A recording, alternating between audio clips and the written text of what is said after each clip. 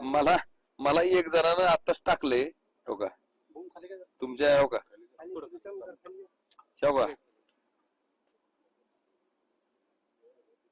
विशाल छत्रे म्हणून कोण आहे त्यांच्या शेतातल्या ह्या पार्टीचा फोटो आहे काय नेमकं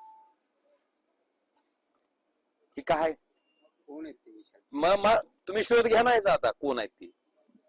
इतके इतके इतके इतके मस्त बाल अशी म्हणजे निवडणूक झाल्याच्या नंतर अशी जर दारूची पार्टी एखाद्याच्या शेतात दिली जात असेल मग ही तुळजापूरची बदनामी नाही का म्हणजे तुम्ही शेण खाल्लं तुम्ही शेण खायचं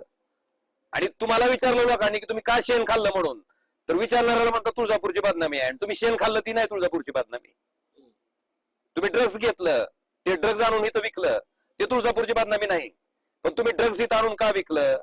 तुम्ही ड्रग्ज का घेतलं ते व्यसन इथं आणून का विकताय हे जर प्रश्न तुम्हाला उपस्थित करत असतील तर ती तुळजापूरची बातमी काय चाललंय नेमकं आणि मला खरंच प्रसार माध्यमांना सुद्धा विचारायचंय की आमच्या तिथल्या त्या लक्षवेधीमध्ये राणा पाटलांनी जी लक्षवेधी त्या ठिकाणी विधानसभेत केली त्याच्यात म्हणलं की प्रसार माध्यम सुद्धा सामील आहेत तुम्ही का वार्तांकन केलं असतं जर गुन्हाच नोंद झाला नसता ड्रग्ज आणून विकलंच गेलं नसतं तर तुम्ही कशाला वार्तांकन केलं असतं तुम्ही कशाला बातम्या लावल्या असत्या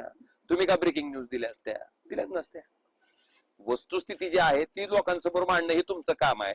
आणि त्याच्या बाबतीत तुम्ही प्रामाणिक आहात लोकप्रतिनिधी म्हणून ती वस्तुस्थिती लोकांसमोर मांडणं माझं काम आहे मी प्रामाणिक आहे माझ्या कामाशी आणि त्याच्याबद्दल जर कोण म्हणत असेल की आपल्या ह्या प्रामाणिकपणामुळं कुणाची बदनामी होते तर मला वाटतंय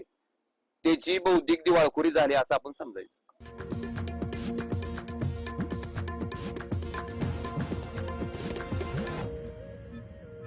प्रकाश दादा खरं तर बैठका सुरू आहेत महायुती भाजप